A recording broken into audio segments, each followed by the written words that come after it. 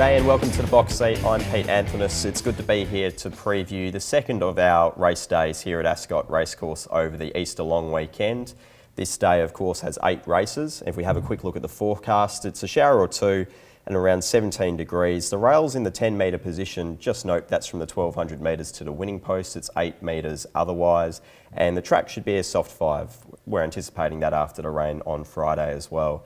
Race 1 on the card jumps at 12.59. It's the Chandler McCloud Handicap over 1100 metres. In our horse in focus, we'll have a look at the last start trial of Dance Music.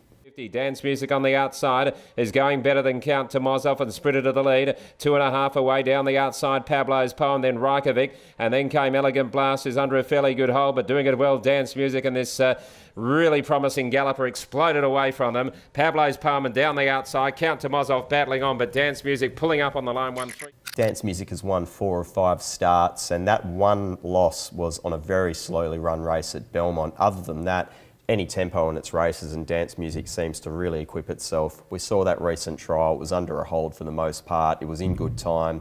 It's had a few weeks off in between that. It looks cherry ripe to just jump straight to the front, control this race and prove very difficult to get past.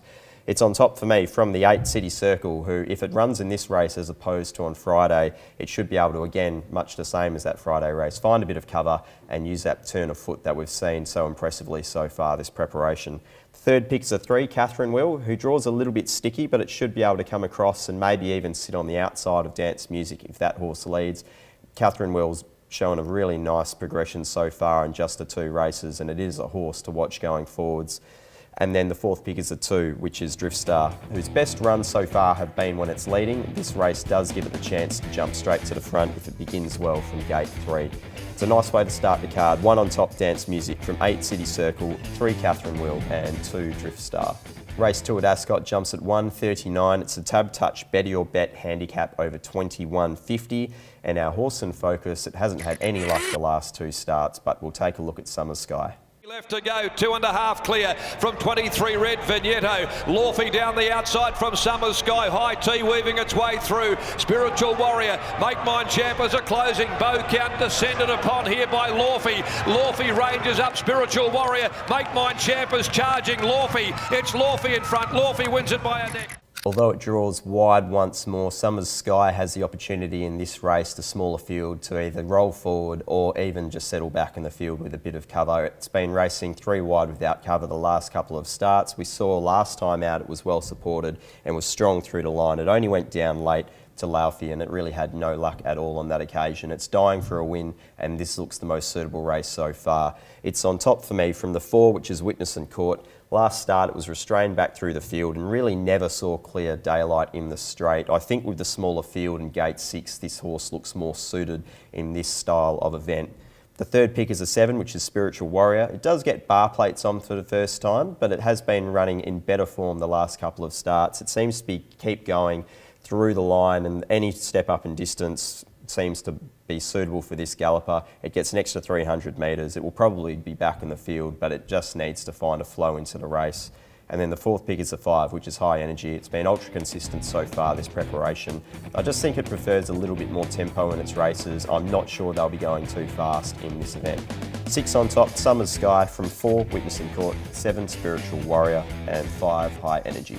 Race 3 at Ascot jumps at 2.19. It's the Iron Jack handicap over 1500 metres.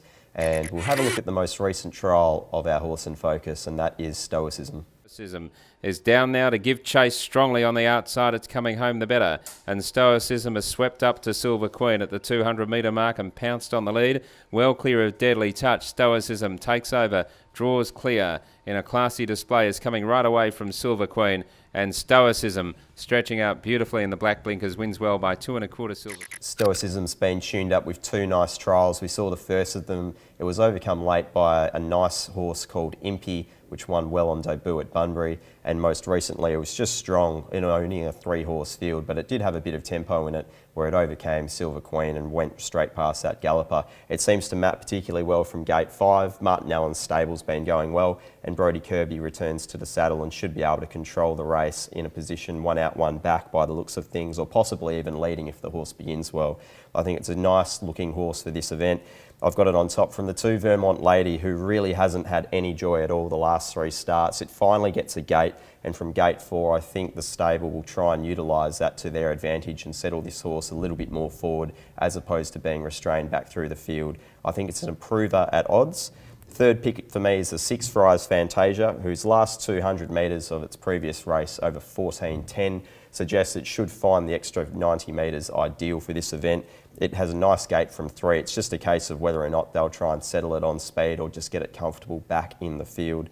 And then the 4th pick is the 3 Sonnen, who is a horse that I thought paraded quite well first up, but it'll certainly improve for that run. It didn't necessarily have the best run in transit. It floated back through the field and was doing its best work late. I think it should be improving as we go further up in distance. 4 on top, Stoicism from 2 Vermont Lady, 6 Fry's Fantasia, and the 3 Sonnen. Race 4 at Ascot jumps at 3 o'clock. It's the Western Australia Cup over 3,200 metres. And we'll go back to the Pinjarra Cup to have a look at Dark Musket's most recent performance. Doro coming back, then 2 length Star Exhibit winding up, called upon by Pike. Over on the outside, Noirdaroo, 5 degrees, runs on. Come play with me at the 200, reach the lead. Capo Doro starts to dig in again though from Star Exhibit. Capo Doro on the inside, got his head back in front. Now here comes He's a Parker with the knockout blow. He's a Parker driving at them, grabs the lead. Dark Musket won this race last year, and there's no reason to suggest the horse isn't looking for the 3,200 metres. Having a look at its most recent 3 starts, all over the 2,000 or so distance range, the last 200 metres is where this galloper's been doing its best work. Gate 4 looks ideal. It should be able to get itself into a rhythm, and it's certainly one of the horses that we know will lap up the 3,200 metres. Second pick is the 7 Sacks On, Sacks Off. Last year it ran 3rd in this event, so again it's a nice pointer going forwards to this race, knowing that the horse can actually run the distance, but it will be thereabouts on speed. Jerry Noske knows the horse well, and if it times its run up front, it should be the one to run down. Third pick is the 1, Capo D'Oro. Again, it should be rock hard fit. I'm not sure whether or not it's as suited going up to 3,200 metres, but it is giving the indication that the step up in distance won't be necessarily a bad thing. It just needs to get itself into a comfortable rhythm early, and potentially if they go slow, the horse might be better suited as well. 4th pick is the 2, Come Play With Me. It's been going through the grades okay so far this preparation. It's possibly been a little bit unlucky at a few of those runs, but it just needs to get itself into a good position from barrier 1. Hopefully it can get a soft run in transit, and it might be finishing strong along the inside. But it does look Dark Musket's race, this one. The 3 on top for me from the 7 Sacks On, Sacks Off, 1 Capo D'Oro, and 2 Come Play With Me.